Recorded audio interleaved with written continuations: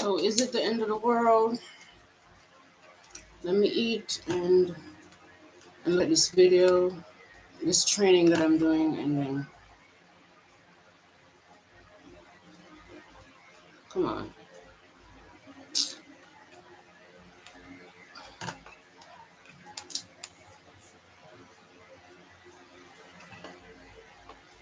Hello.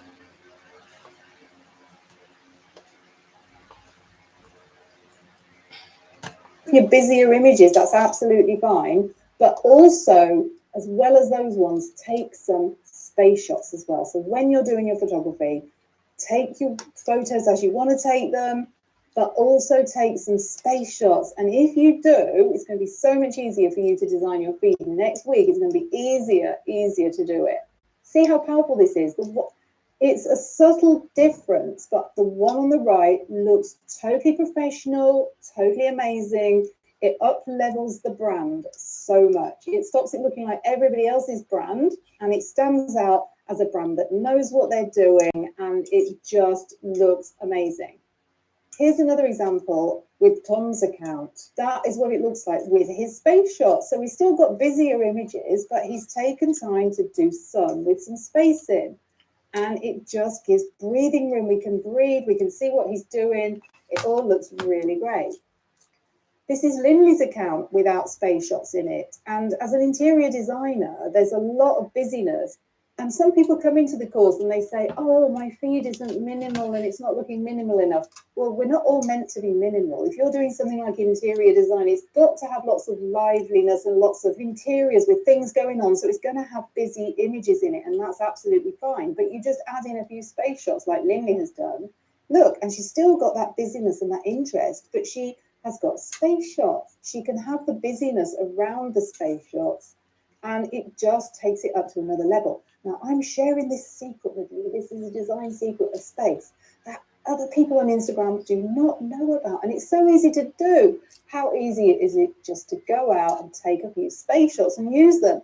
And they're just as good as your busy shots as well, because they go often in the details. It's like you've had a spring clean and your house, you know, when your house has had a spring clean, it's all zhuzhed up and it's all fancy and lovely and it just feels good. That's what you're doing to your Instagram account when you add space shots in. So don't tell everyone about it. It's a top secret designer trick, and it is going to make all the difference to you. Okay, one more example that I have put all the images of JCD Metal together of her sculptures. Now, they're amazing sculptures, aren't they? It's almost like when you put all of it in there, we almost can't focus on the sculptures now because there's so much busyness going on. And this is her real feed where she's got space shots around the sculptures. And I feel like now I can just really see her work more. It's framing her work.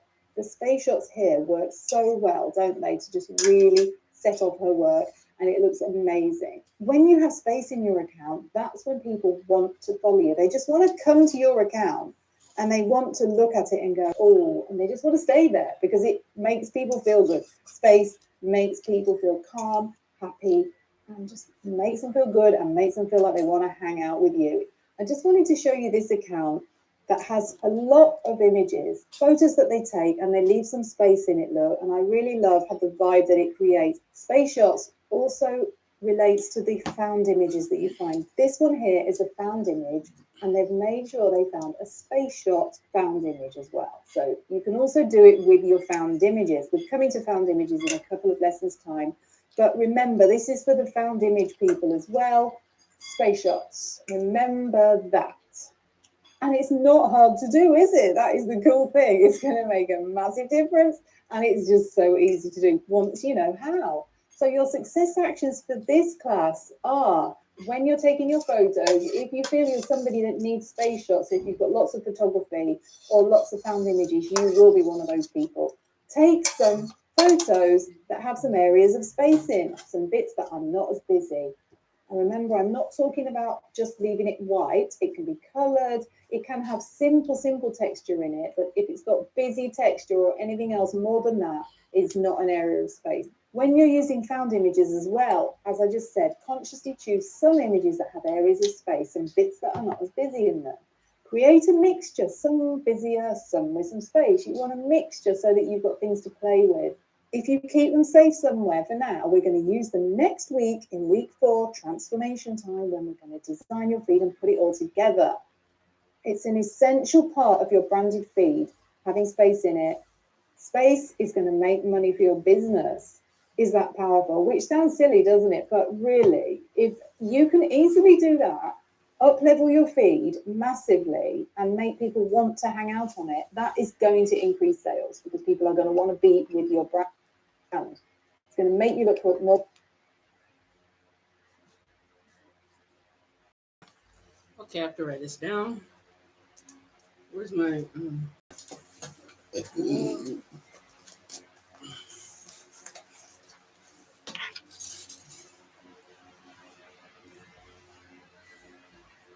success actions? Okay, I'm just gonna take at least 5 minutes to write this down. One, when taking photos.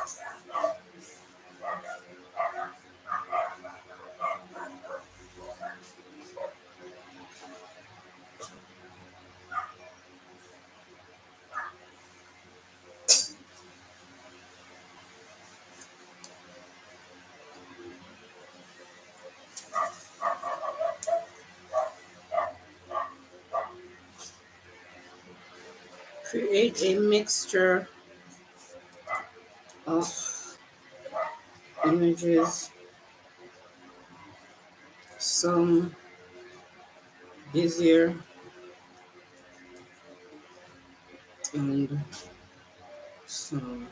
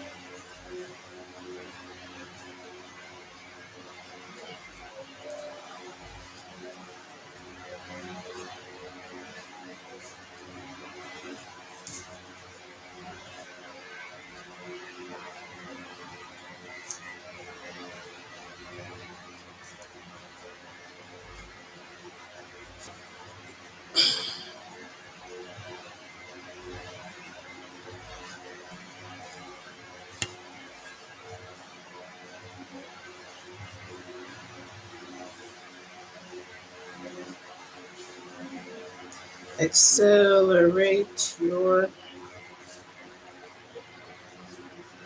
business.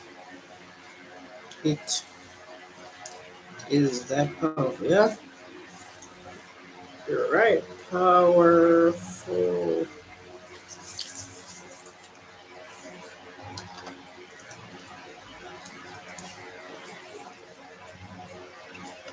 more professional. It's going to make you stand out from everyone else in your industry if you can just do this simple thing. Great. Well, I'm glad that you can understand space shots now, because I think it's really a cool little trick that you can do. I will see you in the next lesson, my lovelies, and that is perfect pictures of me. So I will see you there, and we're going to go into a little bit more detail about those pictures of you. See you there.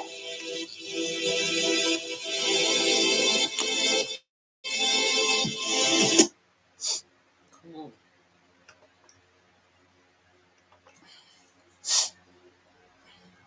Okay. So that could stay.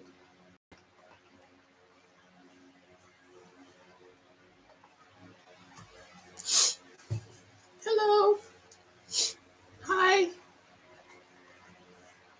Hi, white collar. How are you today? Kendrick Celestine, hello. I don't know. Everything has an ending. Can you talk to me? What's on your mind? Yeah, sure. I don't know if you're still there, Kendrick, but um, everything has an ending. It seems so, but it seems like everything is ending now. Like there's a lot of endedness going on. I did a video a while back about how cancel culture is a psychological and subconscious weapon that is being used um, to create this air and this energy and this feeling of endedness in the atmosphere to affect people to create this to further use the power of mind and the power of collective mind to drive the collective towards this ending time feeling and energy, and ultimately that itself. um okay, everybody's gone. I'm okay today, white color. So what was I gonna say?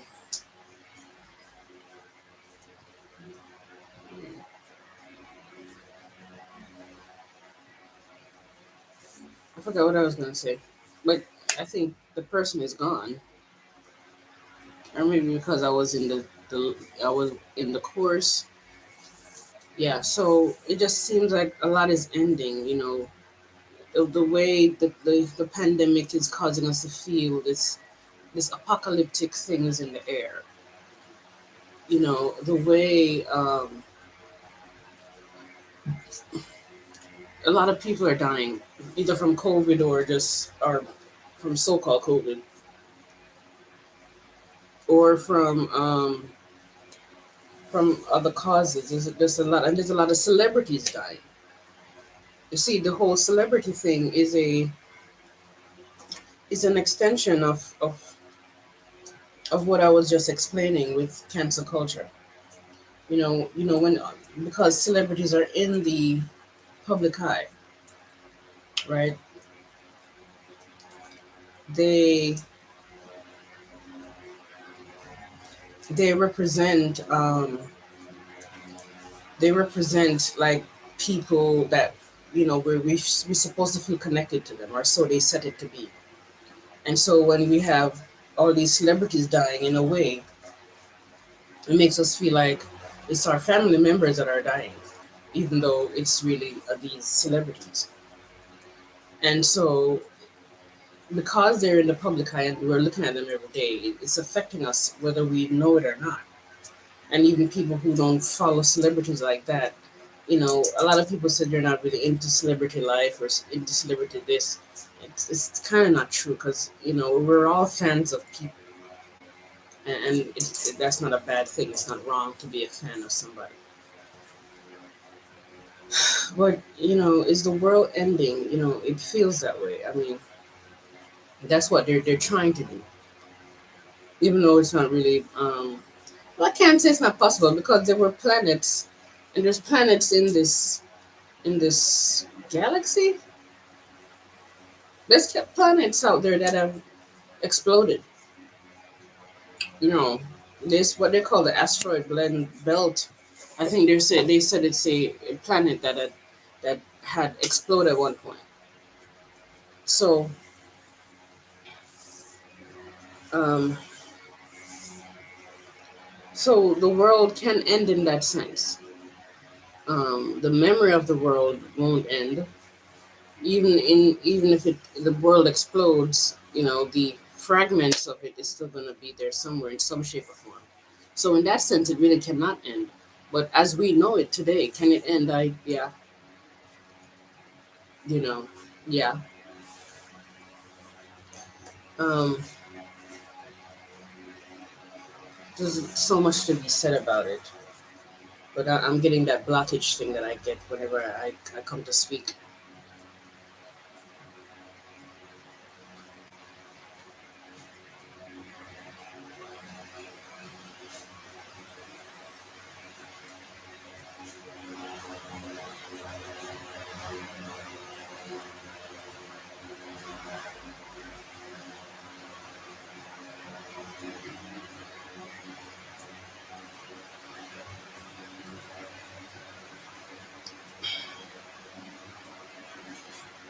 I'm wondering if this knot in my stomach that tells me I can't speak is because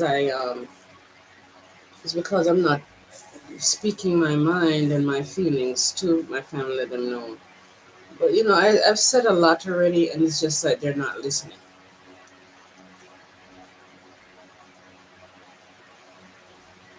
I don't have to speak it to them. I could speak it to anyone. I really could.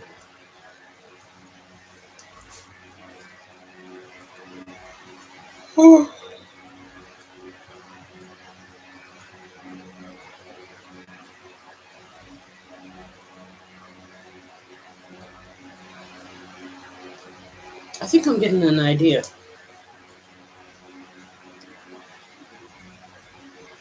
about setting up my camera here.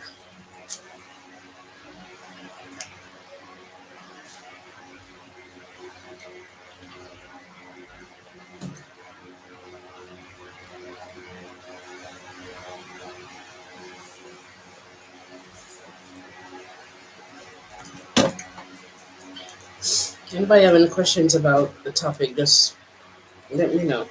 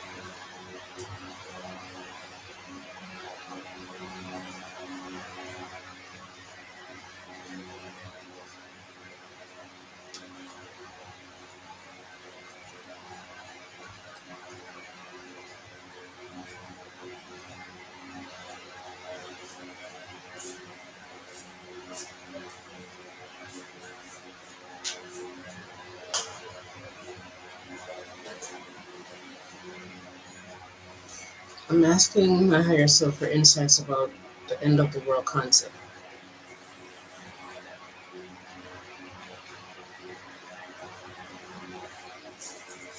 Those are all the same things.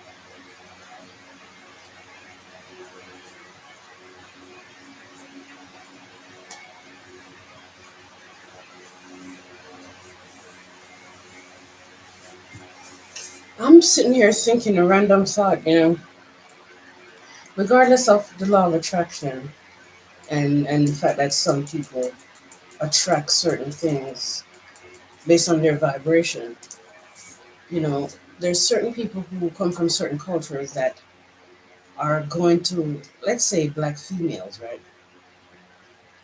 They're going to attract certain things just because they're black females. And at the same time, it's still based on the law of attraction because when you're a black female, you cannot not internalize the pressures and the I can't find the word, the issues that comes with being a black female. You're going to internalize them, and And because you're going to internalize them, it's going to create a kind of a vibration that most black females going to have this similar vibration just from being a black female and perceiving yourself a certain way, in addition to how the the rest of the world perceives you. You know, the rest of the world perceive you to be a certain way, to look a certain way, and they have these preconceived notions of you, and sometimes um, actual, for the most part, accurate perception of you. Either way, I'm gonna put my hair up. It's hot.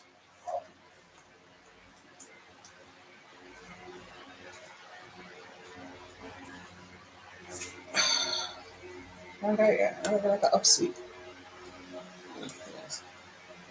Either way, the way they perceive you, accurate or not, is going to affect you, right? It's going to affect the way you see yourself. Some people want to believe that the way people perceive you shouldn't affect you, and it's not possible for anyone really. Oh Lord, because the way people are perceiving you, you know, it's going to affect you because you we thrive and we survive um, through people. It's relationships we're here to have on Earth. Our lives are about relationships. So we want to believe that we don't care how people perceive us, but it's not even. I don't even think it's possible for anyone, right? You're going to care how people perceive you, at least to some degree. Maybe you don't care as much as other people care, as some other people care, but you care. And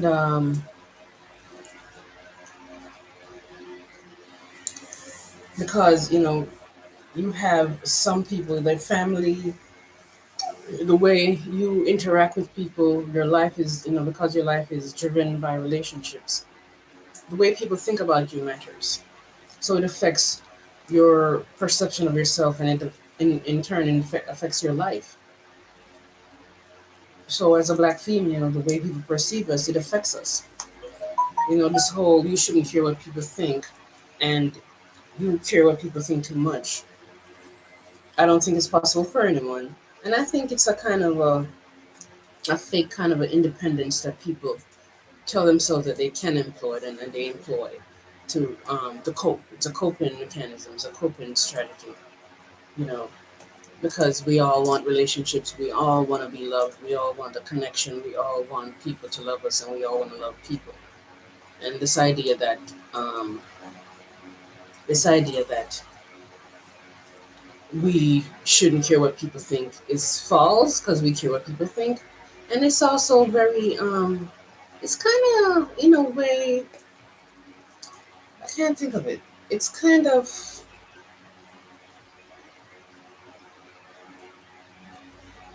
unrealistic is the word I'm looking for. I said something related to the word unrealistic already.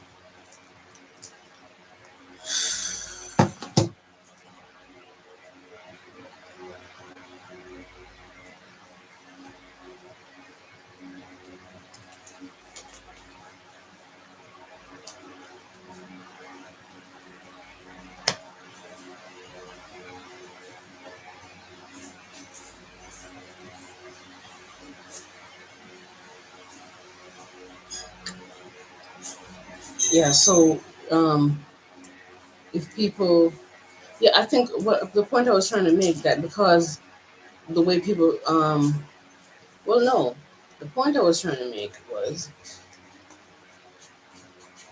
not caring what people think, or thinking you shouldn't care what people think, is not only not realistic, but it's not real, it's not true, and there's something else. I want to say narcissistic. In a way, it is kind of a narcissistic. Is narcissistic the word I'm looking for?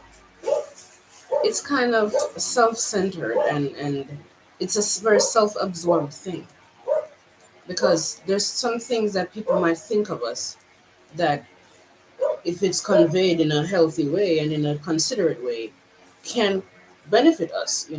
The way people perceive us. As long as it's not something that's going to take us out of our purpose and take us away from embracing what is going to bring us real happiness, then sometimes what people think about us um, can suggest something about our life that could help us in the end, or help us at some point.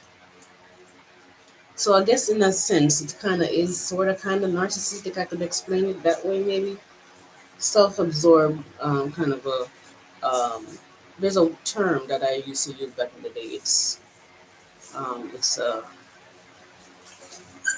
false sense of security. Yeah, it's a false sense of security. I don't care what people think, because that's how I should be. But you care what people think. Let me see if I could um, find somebody to talk to, somebody's image to talk to make this easier. Which I'm so happy because it's getting easier. Oh my God. I'm going to trust in this healing, honey. This healing is going to happen. This healing is going to happen.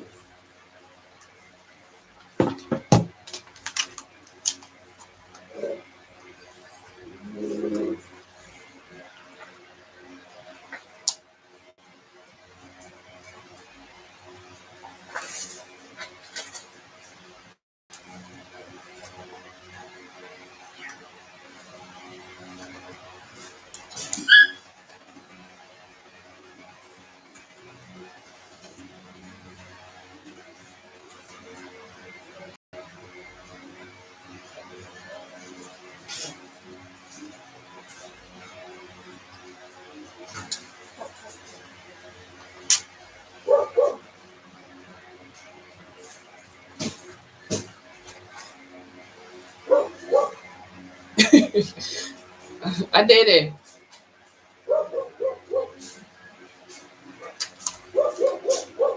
I'm all the way up.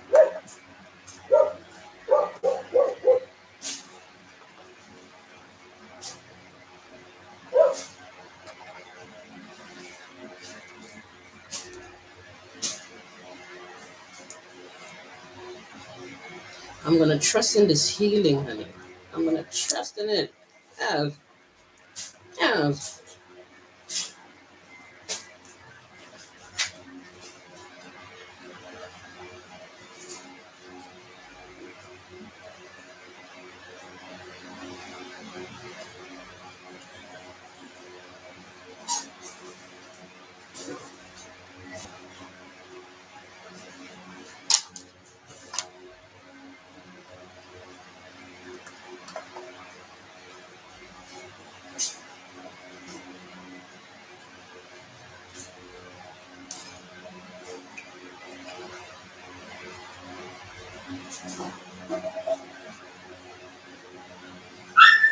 Oh, it's funny.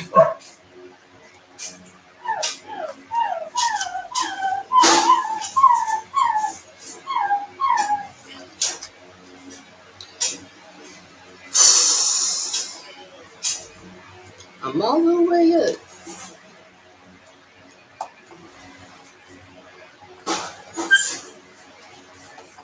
Okay. Okay.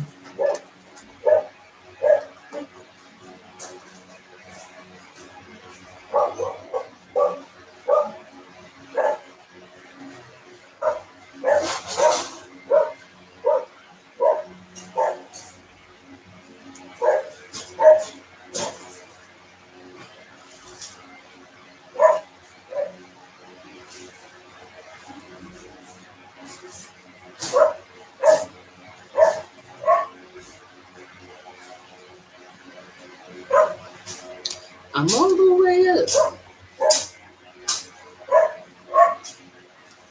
So, so my other half of my family is coming down for the funeral and burial of my mother.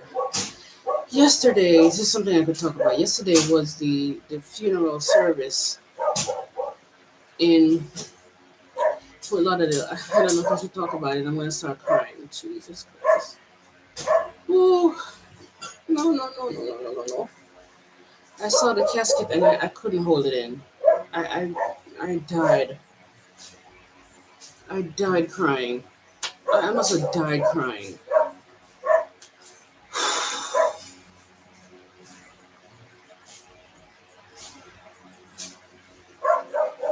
It just goes to show that no matter how when it comes to your family, and people you've known, no matter how bad the relationship goes, you remember the parts of them that you loved, or the parts of them that you loved at one point, and you can't hold it in. Jesus Christ. Whoa.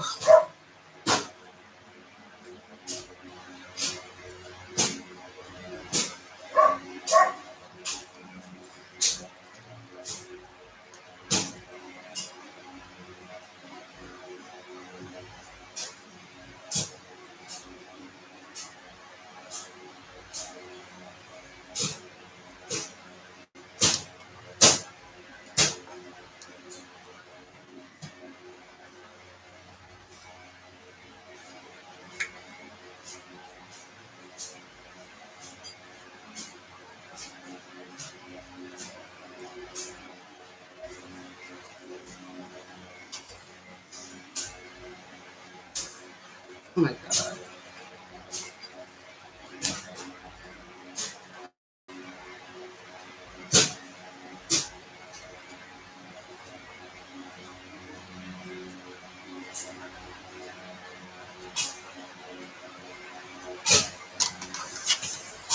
This week I did a lot of work. I wasn't done talking about the black women thing.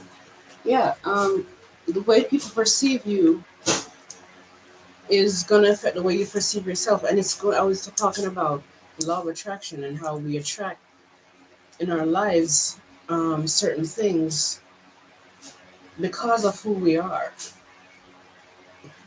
And regardless of the fact that it's based on your vibration, still who you are is going to affect, and the way you perceive yourself is going to affect your vibration. And because black women in this case, and people who have things in common, um, are wired to be the same way, and the same things are going to affect us the same way, but at different degrees. It causes us to have the same kind of expectations at different degrees, the same kind of idea about ourselves at different degrees, ideas about the world and how the world perceives us at different degrees, the same emotions at different degrees. It's to what degree? You know, life is based on largely on to what degree things um, are in relation to other things. So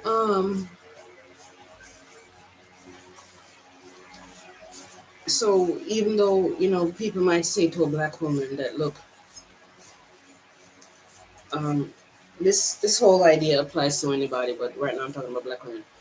Um, to anybody who belongs to a group and applies to a group, and it's going to differ, the variables and the ideas and the whatever else is going to differ based on the group and what kind of group it is. So even though people might say to black women in this case, um, it's not because you're black that you're attracting these things and these bad things, or you are attracting these bad men, that cause you to not get this or to get this. It's not because you're black, it's because of your vibration. Some people in the vibration community would gonna say that. But at the same time, they're right and they're wrong. It is your vibration. And any black woman could change her vibration and improve her vibration, and and and as such attract different things and attract better things. But it's also because you're black. Because the way you're black, because you're black, the way people are perceiving you a certain way, and the way people perceive you affects you, and it affects the way you perceive yourself. And so because you're black, you perceive yourself a certain way, and it adds to your vibration or takes away, depending on what it is about being black. So it is because you're black. It's because of your vibration, but it's also because you're black. And until you raise your vibration to a high level where you, for the most part, most black people and most black women are not going to experience that kind of a euphoria and that kind of a elevation of a vibration in this life.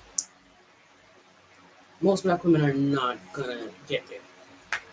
You know, you're talking about some yogi stuff, some monk stuff. Some I meditate in a orange veil on a mountain top in Tibet. Okay, for 16 hours a day, type shit. Okay, that kind of enlightenment, for the most part, don't get to most the average human being. 99.99 of us are not gonna see that kind of a vibration. Okay, I don't know if I wanna get there. I wanna experience physical reality. I wanna experience some pain, because that little pain is going to motivate me to want to do things a certain way, to want to do things differently, to want to aspire for more, to want to to want to have ambitions towards something, and move towards enlightenment and more enlightenment. But I don't want to get enlightened to the point where I'm just, I want nothing. All I want is to breathe. What's the point of life? You might as well just ascend, and disappear into the ethers. If that's the case, I don't want to come to this reality to escape it. Like, I didn't come to experience physicality just to not experience it.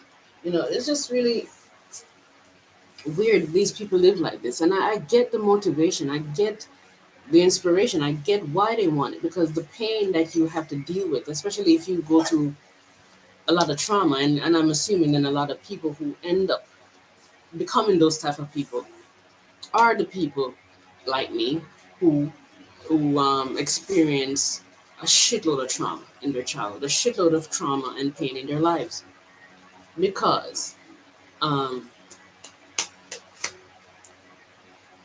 when you go through so much pain, you become, it inspires you to want to not have that much pain. And what happens is, whenever you're in that much pain, every time you feel any remnant, if I could use it, any remnants of of a little bit of the pain, just a little bit of the pain. When you're healed and you meditate a lot and you did a lot of work on yourself and you heal a lot, you're still gonna have some tickle, at least a tickle of the pain that you used to have. Some remnants of it is gonna come up, and when that happens, sometimes it creates a trigger that it's not as intense as it used to be, but because it used to be intense, the capacity and the opening for, or of what used to be, um how do I say it? It's like a shell of the pain that used to be there. It's triggered so much, and it makes your body believe that you're still going through that big ass pain, that you, even though you can sense that it's not as much as it used to be. It reminds you so much of what it used to be, that in itself is going to motivate you to want to continue to. This is why you have these people that meditate on the mountaintop, and they just do it until they disappear. I'm just kidding, but this is why these people exist, because they want so badly to not feel the pain, and they want to be able to manifest instantly. When you manifest instantly, it's because, you know the thing you want you keep it in your mind's eye, it's in your energy field, it's on on a higher dimension now. It's not physically here yet. Even though I believe everything in life is physical, everything that is not physical is physical. That's probably a whole other topic. But the reason why people manifest instantly is their vibration is so high that what it is they want is high and a high vibration too. So they start to match up with it, and then they pull it down, and it collapses um, um, into the elements of this dimension. It collapses um, into, like, what's that word I'm looking for? A physical waveform. The waveform that is matching this dimension. It's matching physicality. It's things that are tangible. So it's all about waveform. So you have to really bring your waveform up there, bring your vibration, your frequency up there, and then it's almost like, I mean, you didn't disappear. If you disappear into the in a higher dimension, everything you desire is going to be there. But at the same time, intention. See, that's the thing. Intention is causing you, right? Intention is causing you to want to be grounded in this dimension, but have what you want here. So that intention in itself is carrying a vibration that is going to register as what it is you want, and the elements that it takes to create that reality in itself is going to create it. So instead of you disappearing up there and getting what you want up there, you're pulling it what you want down here.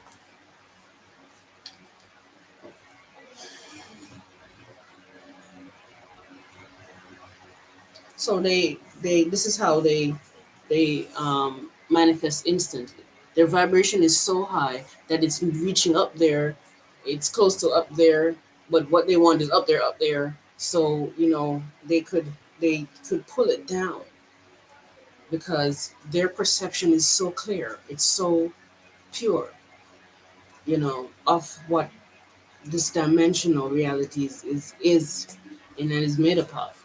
And so um,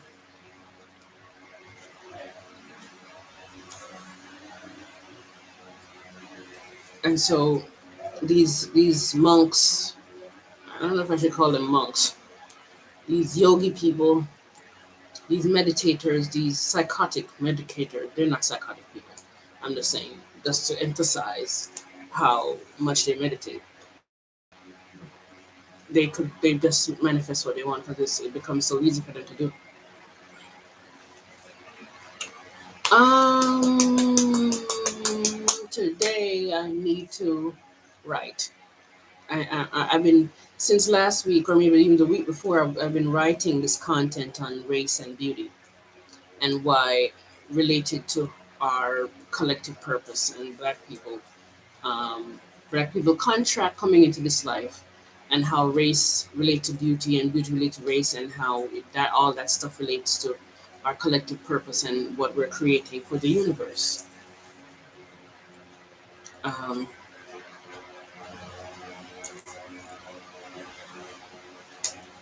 I'm not. Every time I put it down, it's like I become inspired, and then I become so. I start to have all this clarity, and then I get so excited that I start to celebrate. And the celebration, what I use to celebrate, lowers my vibration, and then my brain becomes clogged again, and then the clarity is not as much anymore. I don't think society prepares us for death. Well, no, it was designed that way. They don't want to prepare you for death, because they make you afraid of death. I think I just said a while in this video a little back that I was working today on not today, but yeah, today too, but the past 2 days on the fear of death. So I made this kind of a affirmation, this affirmation list. It's not really affirmation. It's just mind programming um, mind reprogramming list on on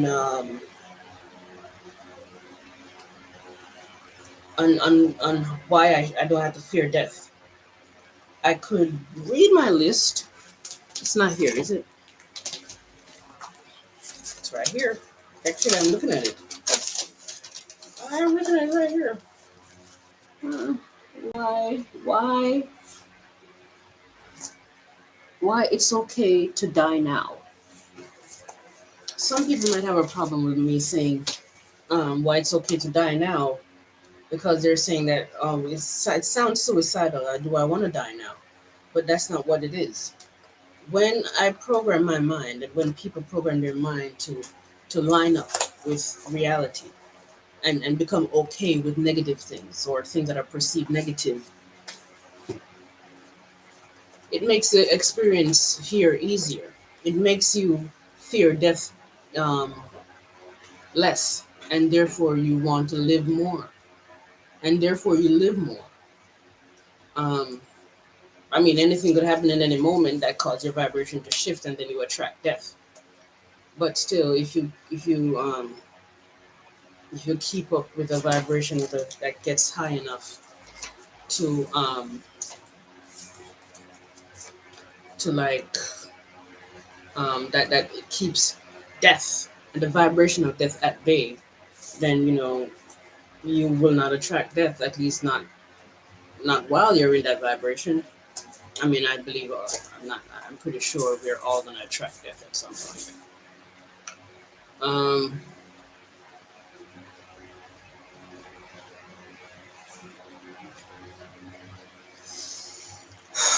I've been feeling a death vibration, emancipation coming over me this past week, mostly because I've been making videos about. Um, I mean, my mother just died, and yesterday I cried like a fool watching the live stream of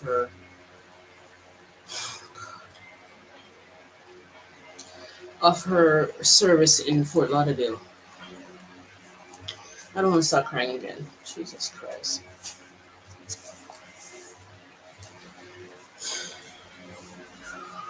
Anyway, um, so the death energy is involved in that, and also because my father, my brother, and my sister is coming back for the funeral down here, and because I know a couple of these people are dangerous, I'm afraid a conflict becomes starts between me and them, and then something happens to me. Especially because at least I know one of them, one of somebody wants me dead, and I have very strong reason to believe that. Sometime in the future, I'm going to talk about that stuff. Can't talk about it now, or else it's going to start some conflict that's going to cause me my vibration to go down, and then I can't function. I just ate callaloo. Now I feel like I need to use the bathroom.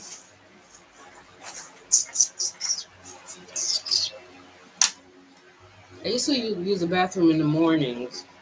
I don't know what happened. Why am I not going in the mornings?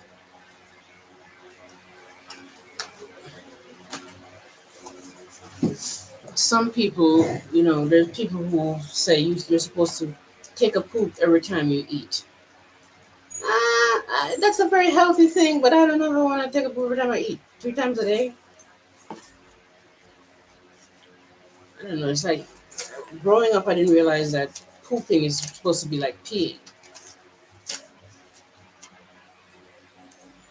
Okay, it's hard to lose a mother. I have still haven't gotten over it. It's hard watching your direct lineage vanish. Yeah, yeah. Yesterday I saw the casket, and the first they had it, they were only doing a close up of the people talking on the mic, so I didn't see the casket. And I thought I would have been. I knew I wouldn't be fine, but I thought I would be fine-ish. But then I saw it and I lost it. Oh my god! I was screaming, dying.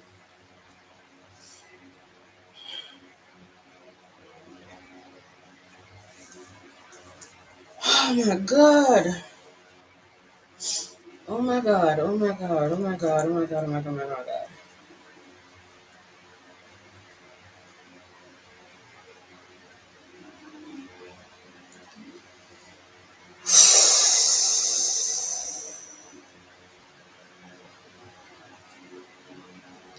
I hope I'm not required to say anything at the funeral because number one, I'm shy in front of crowds, and number two, number two, everybody in the crowd hates me because they're upset because I didn't take my mother to Jamaica, which she stayed up there and she got sicker. I didn't leave her alone. I left her with her son and her son's baby mama.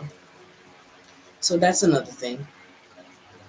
And also because I'm gonna be just broken. I'm not gonna be able to talk. Whoa, whoa, whoa. Mm, mm.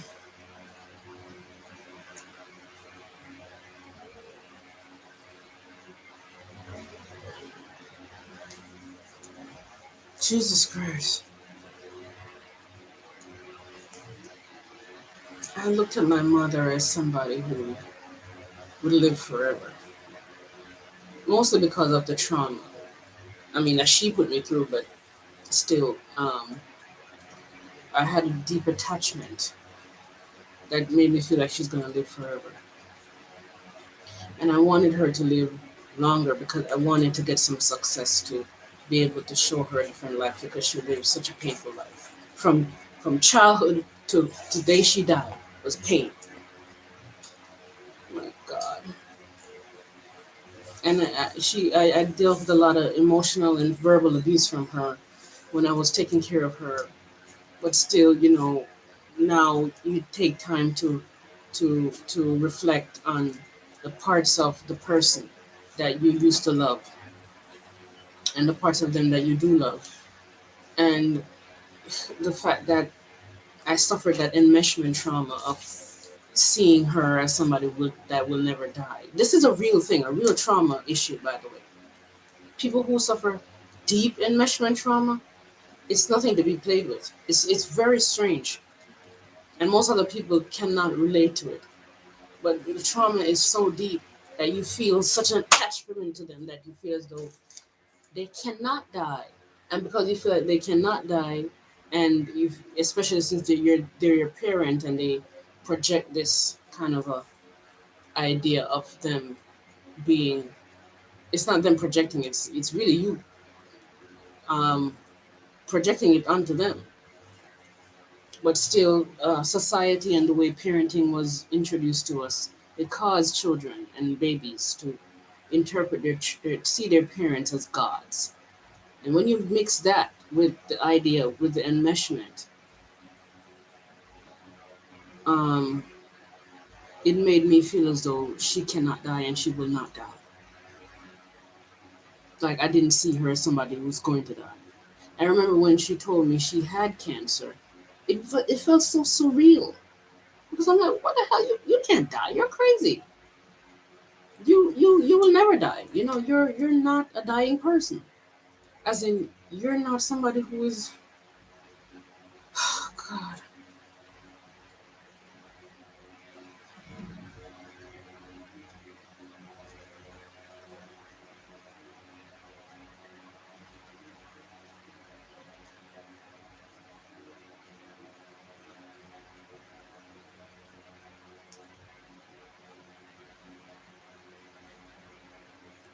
I'm having some negative thoughts right now. Yeah, I never imagined my mom ever dying. We know death exists. Exactly. That's why I feel I know death is inevitable. I know it would happen. But you're right. It's so surreal that I'm thinking about my mom. Yeah, it's surreal. It's like no, it's the same feeling I had. Like we know that death is inevitable. We know it's going to exist, and it's gonna happen to all of us. But I look at the casket and it's like, no, the life that was in that body is just gone, man. It's just gone. It's just gone. It's not there.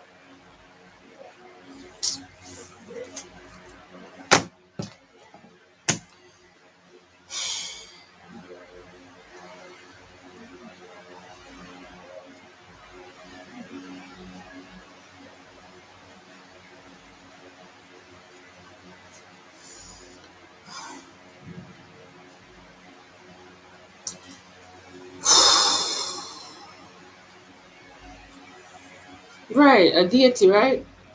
It's so mind-boggling how someone doesn't exactly.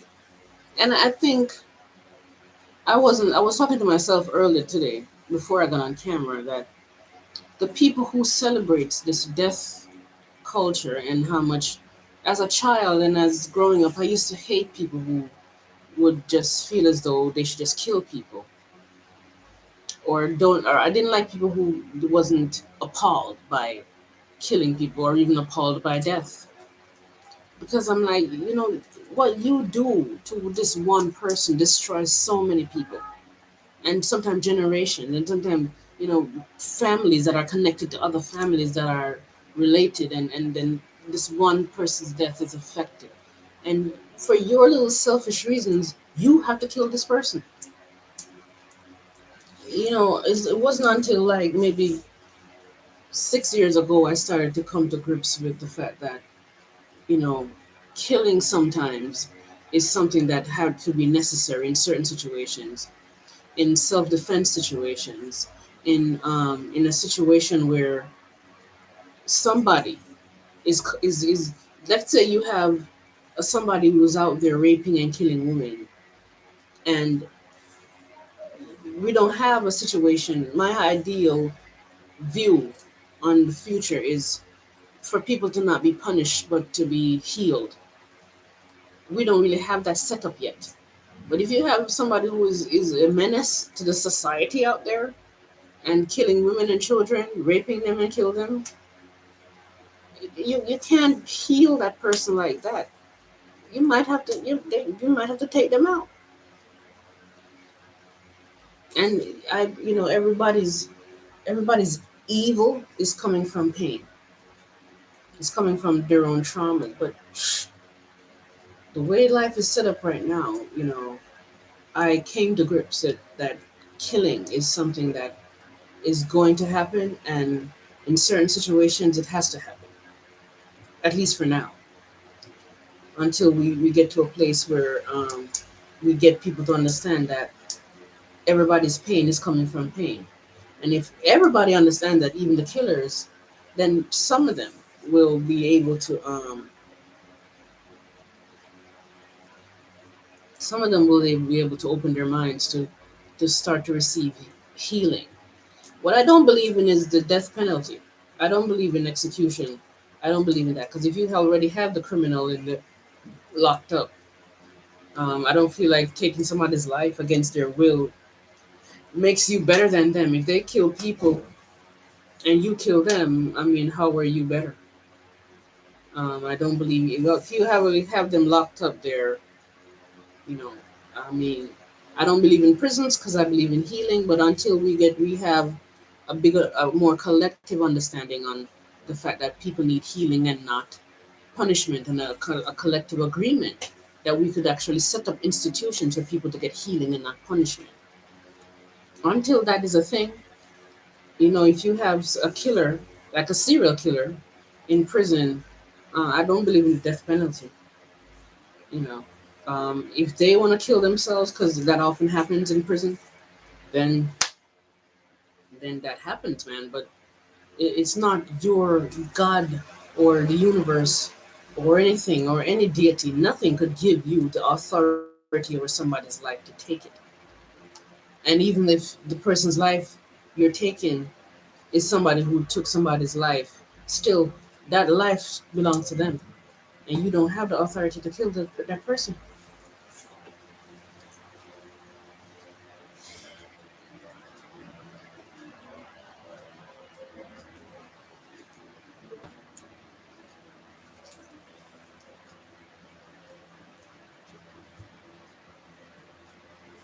To kill for stupid reasons infuriates me. It's like the people don't see value in being a living vessel. Right.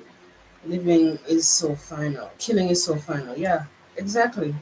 That's how I feel. It's like the person, their entire being is their being that is just existing. And for you to, it's like you're trying to play God, for you to take that from them, that thing, that the breath from them, from their, is like, who are you to do? And especially the fact that most of the times it's men who kill people, that they can't give birth, but they're out here killing, you know. And I'm not saying in certain situations like self defense or it's not necessary. Of course, it's necessary, but um, it's like you're taking that person's life force. You're taking their godness from them. You're taking the breath that God gave to them. You're taking away their soul almost. And it's crazy because I do not see or value the difference with the body and the soul. I feel like the body is the soul.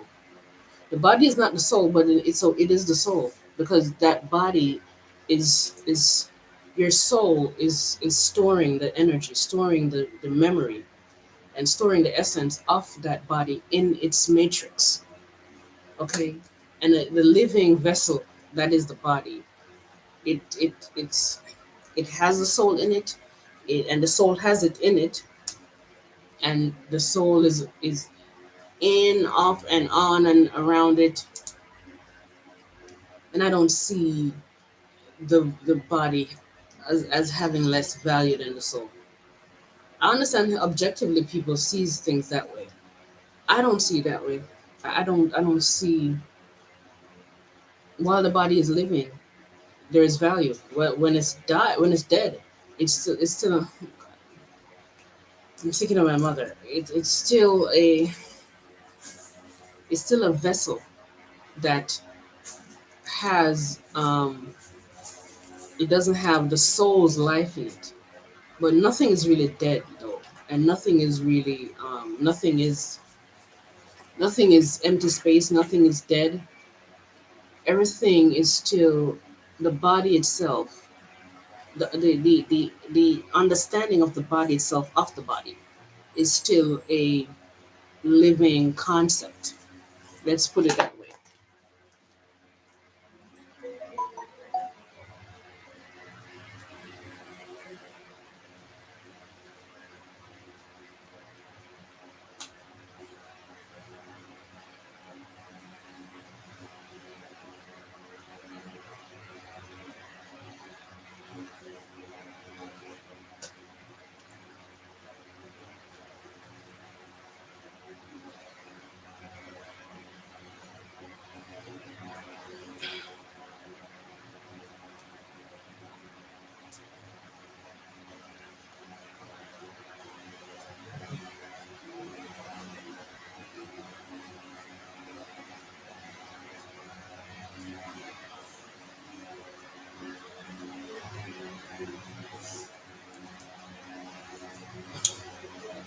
Killing is so final.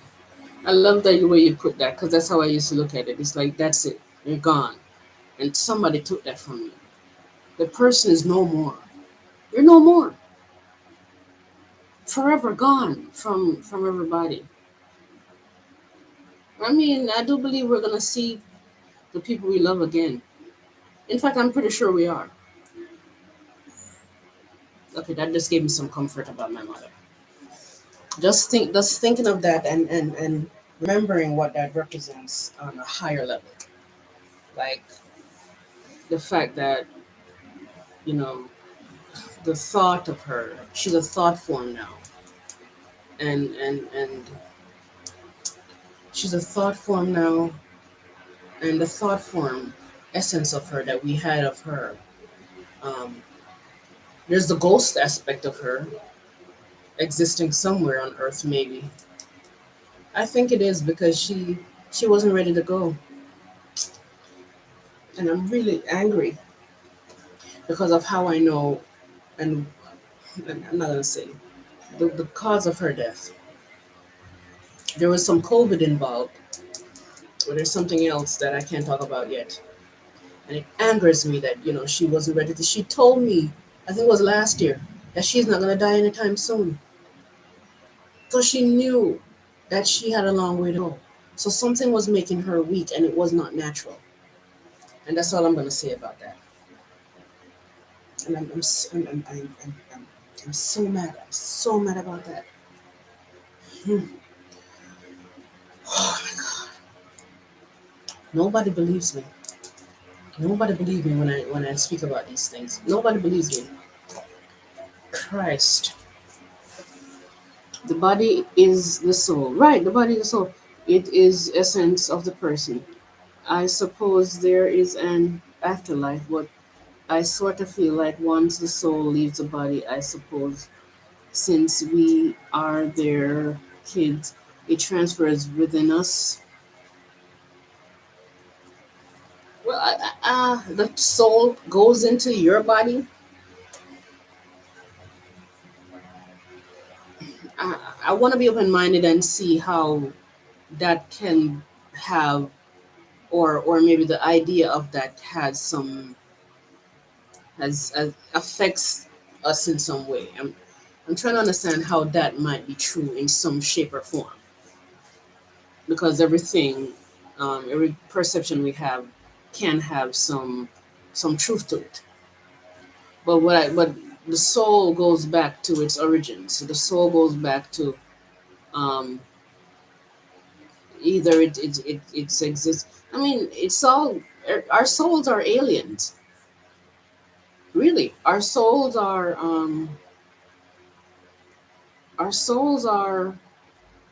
they're alien to this earth. It is, but I don't know for sure yet that if the soul, if like, okay, there's aliens, what we call extraterrestrial, that exist in different star systems, and they're had a very high high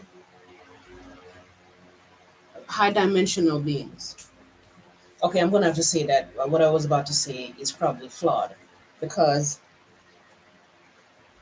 there are other aliens out there that, and then there's different types of soul aliens.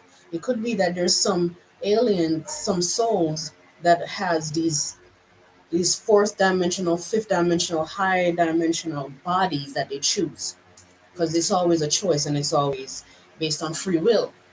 And then there could be some aliens that are just in soul form, and I believe that this is actually the case. There's some aliens, maybe like say the Octarians. These are the some blue beings that I think they're on sixth dimension. I believe they're in soul form. I think that's your soul. Um, and I guess it depends on just how high dimensional they of a being they are, of beings that they are, how high they exist in the universe. You know, people like Octarians. I don't know. I believe Palladians.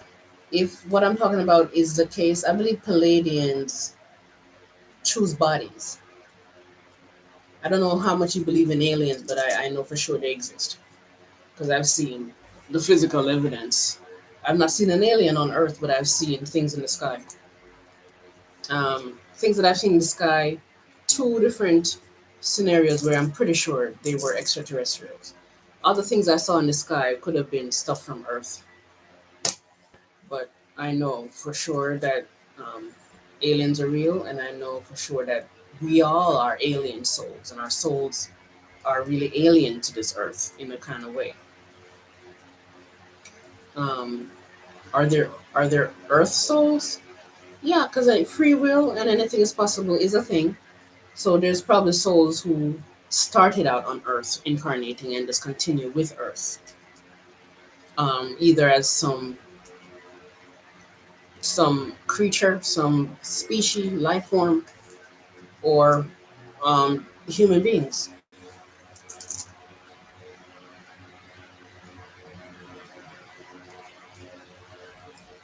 I wanted to finish. I wanted to answer the part when you said that the soul's transfers within us. I believe the perception of the person that you have, the perception of your mother in this case. Are you talking only of a mother, the soul transfer only of the mother of the parent, or are you talking about people in general? It must be parents that you're talking about. But that I believe, in a sense, there's a part of them, of the soul, that might the perception you have of the soul that you want and that you love, that you keep inside of your energy field, just as memory.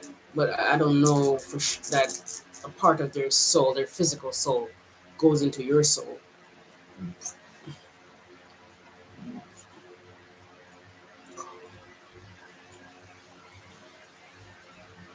Okay, so you're saying could be the mom or the dad.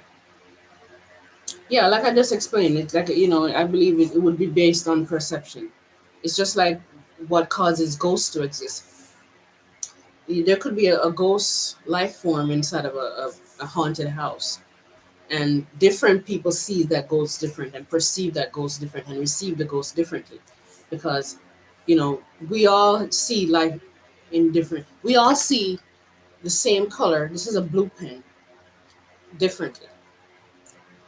The perception we have of blue is not the same. Is not the same vision. It's not the same visual. So we could be calling this blue. We're all calling this blue, but we're all seeing a different color. So the perception we have of a ghost is going to be different based on how we perceive that person while they were alive. Or even if we didn't know the person, we're still going to go into a haunted house and perceive the person, the ghost, different. I believe the perception we will have of that ghost, for the most part, would be the perception that is left there, the dominant perception of how either one person perceived them that was either living in the house or knew them, or the dominant perception that the collective of more than one person, or a few people had of that person while they were alive. Um, okay, so you're saying COVID is robbing people lives. It's not fair. Yeah. Who knows if there's such a thing as COVID? My niece had it. It seemed like my sister had it. Um, there's some people coming out, talking about remedies. I'm not going to say anything else about it, because talking about remedies that they use to heal it. That's all I'm going to say. One of my videos was taken down because of suggesting something about COVID. I don't even know if what I'm saying now is too much.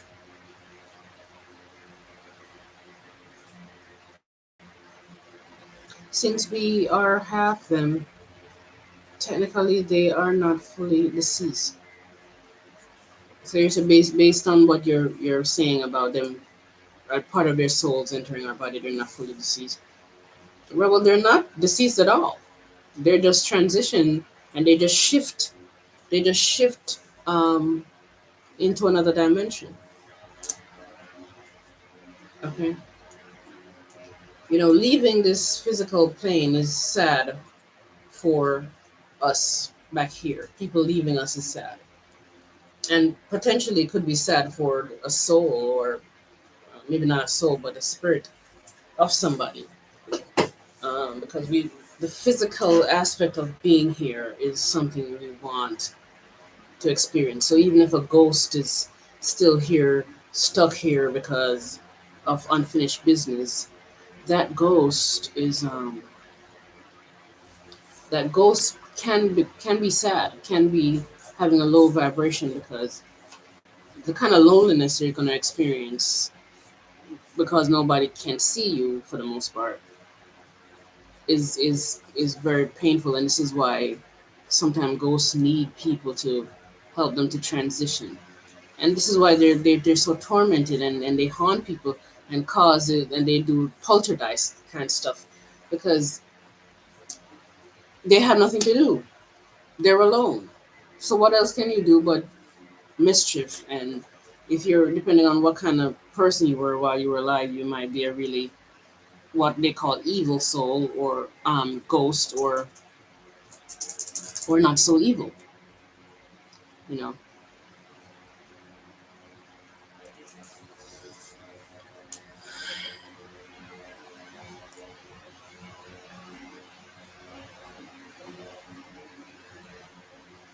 I think what I need to start doing is try to bring a camera. How do I get a camera? My phone cannot record for more than 2 minutes and sit there where people can see me and hear me so I could get my higher voice out there to speak so I could heal myself from whatever's holding me back.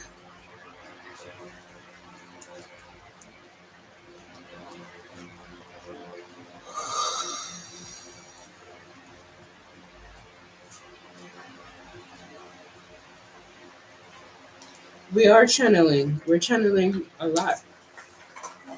I am.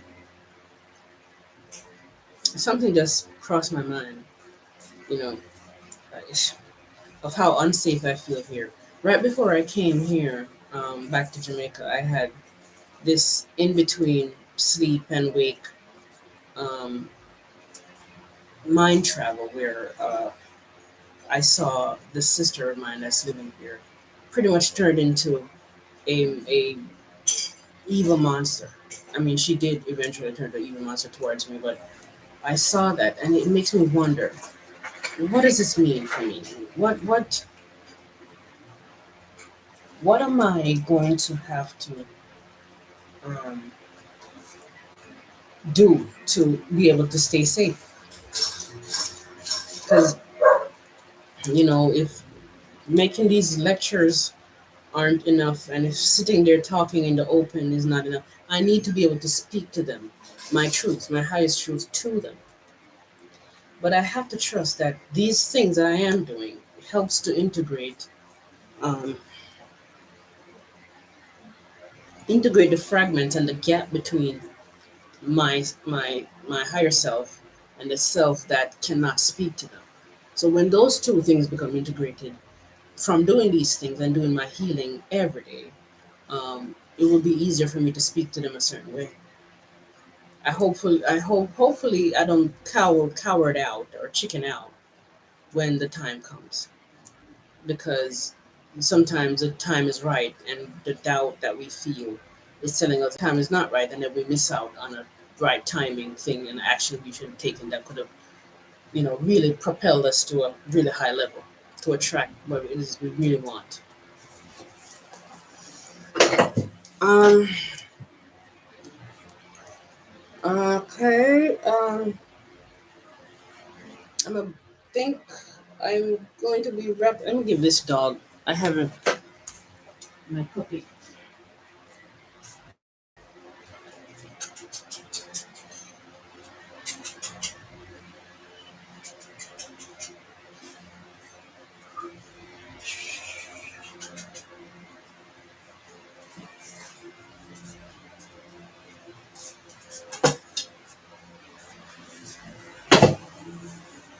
I don't see him.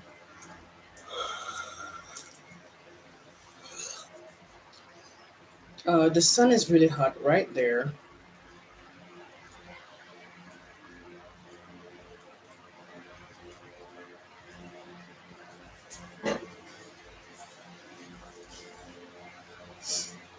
The pressure I feel like I'm putting on myself to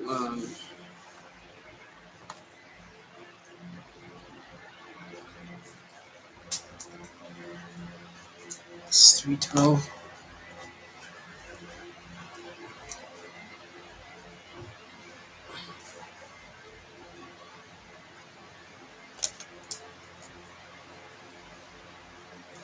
The pressure I'm putting on myself to do this is like I need to speak to people a certain way to heal myself, show people who I really am.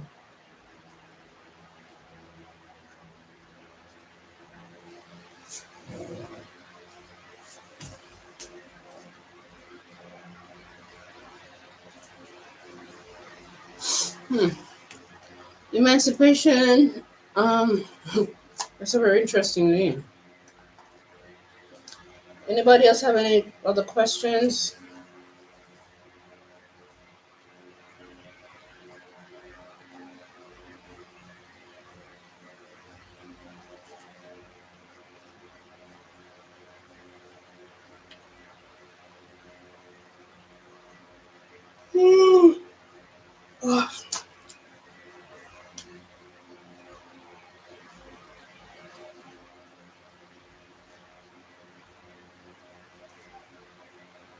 Any other questions, comments, suggestions, anything?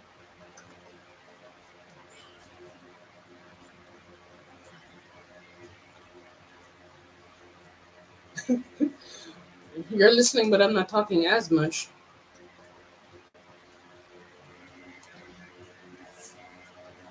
Um,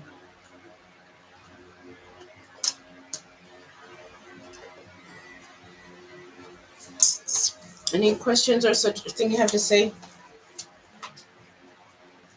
Because the sun is hot right there, so I can't really go there to do anything. So I could talk about more stuff, and it's really healing thing to me to do anyway. Ew, Chucky, gross.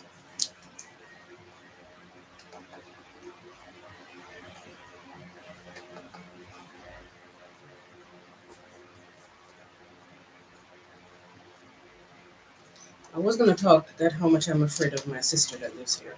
I feel a fear coming over her, over me, and it's not natural. I feel as though somebody I don't see her doing witchcraft. She doesn't do that stuff. I no.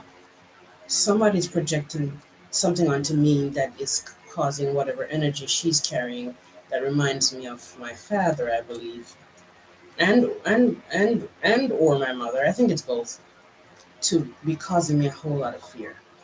Like I can't stand up to her the way I need to, and I need to because my father and my brother were two tyrants in my life, are um, are coming here.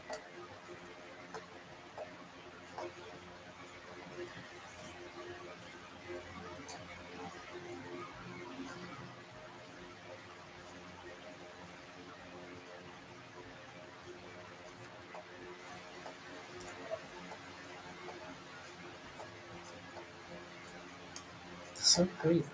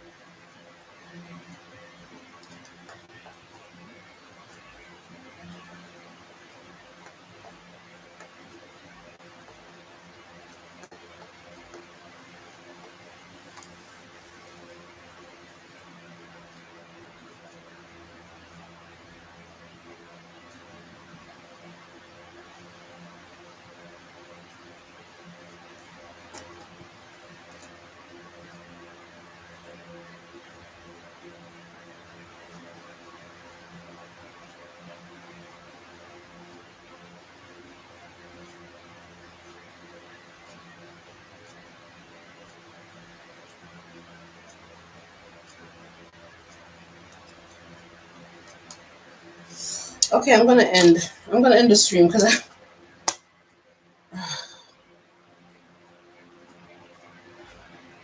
What advice do you have for me and my sister's situation?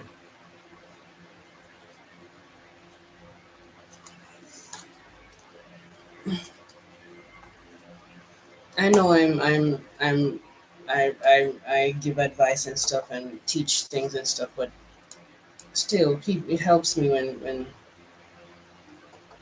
when people tell me things that I'm not, when I'm in fear and I hear from somebody else, it helps sometimes.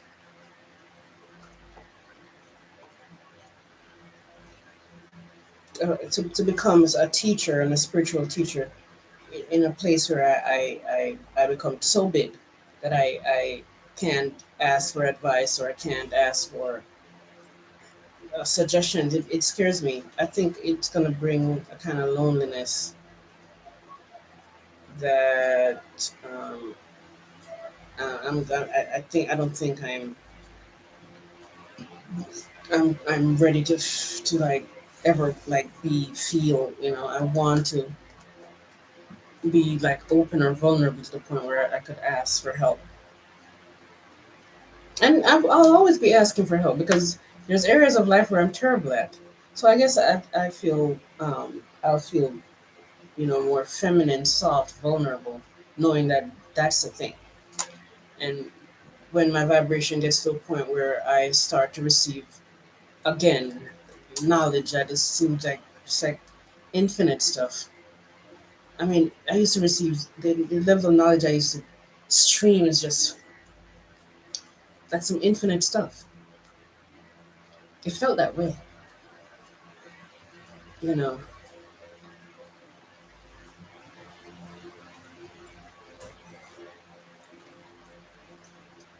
When I'm there, I maybe I won't need much advice on certain things, on spiritual stuff, on life issues, pain, trauma, that kind of stuff. But I'm probably going to need advice in areas like, um, I don't know, like marketing. I suck at that. Marketing, advertising, you know, certain things that there's things I suck at. Try to become calm with your sister, at least for the funeral. Yeah, well, I committed to calmness and I committed to softness because I was flying off the handle a lot every time I overhear them talking about me, and they're talking about me and I could hear them, and whether they don't know I could hear them, and then you know I start getting mad, and when I'm doing that I cannot do that without going in a state of dissociation where I have to dissociate to speak to them on a level where they understand me, because I'm trying to avoid speaking from my higher self. So because there's so much pain and that happens when um, that get the reaction when I speak a certain way. Because now I'm the different one in the family. I'm the one that is. I'm the black sheep now. I've always been the scapegoat, but now I'm the scapegoat, the black sheep, and the sacrificial lamb. I explained that the other day how I was saying how much goats and sheep and lamb, they're from the same family and they kind of mean the same thing in a kind of way. So yeah, I'm gonna be calm. I just don't. I want to be able to. I need to give myself patience and not expect it to happen overnight. To just remember that I don't have to. Um, I just need to remember to have patience with myself.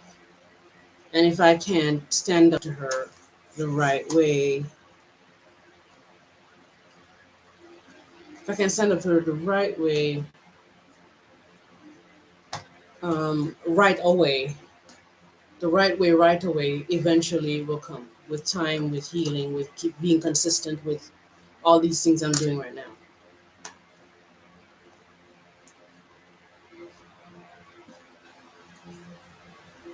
Oh my God. I wish you didn't remind me of that. The strange feeling, oh my God, the tension is going to be there for sure. And everybody's going to be there. Even this brother who is a freaking killer that wants to kill me.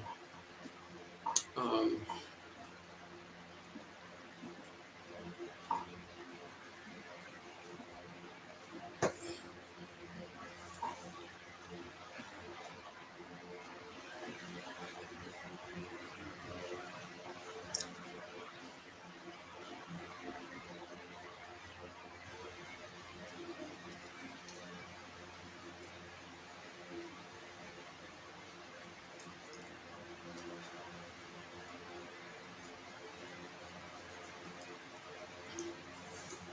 yeah. The strange feeling you're talking about, are you talking about based on my experience or just based on funerals in general and family with funeral in general? Are you talking about my specifically of my situation and what you've known based on what I've explained already?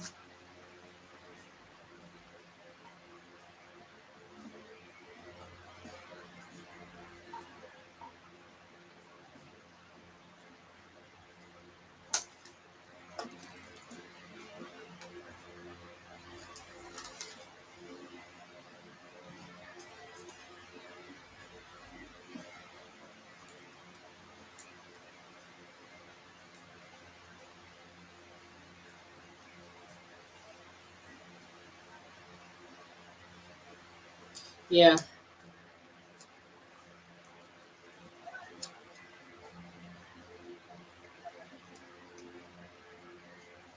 because little things certainly mean so much to me.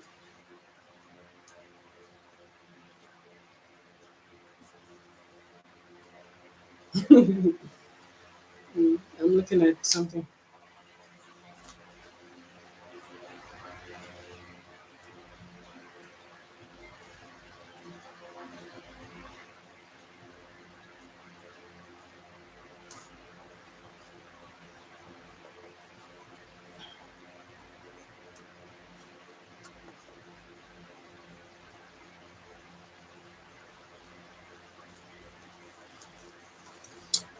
For me to speak the way I need to speak to them, I have to be able to find the roots of the things that I teach. It's like teach things like we're all made up of the same stuff emotionally. There's so much intricate details that goes into that. So I mean, it's so much.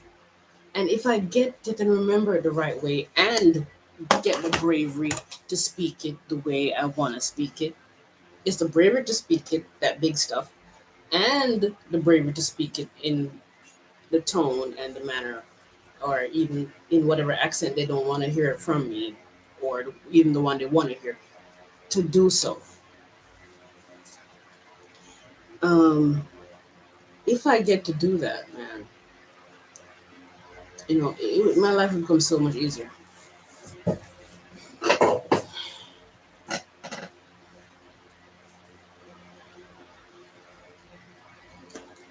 It's like people come in, your energy, people's energy field are so powerful. They enter your space, and their energy field, affects and entrain with your energy field.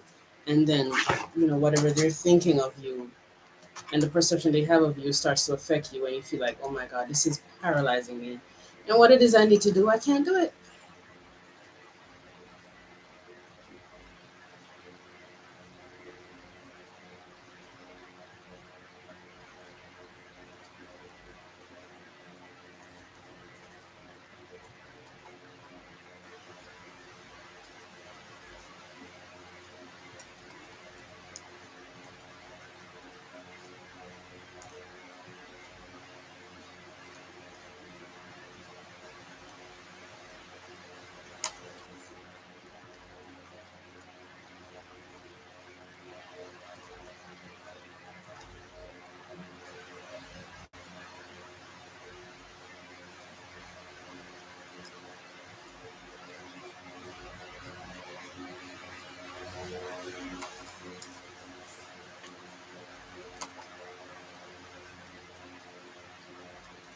Okay, I'm gonna end the stream. I have this apprehension about ending the stream because I'm like, what am I gonna do? I need to take some action. Well, there's okay. Anybody have any other question or suggestion? I said I'm gonna end, and a couple people are going over.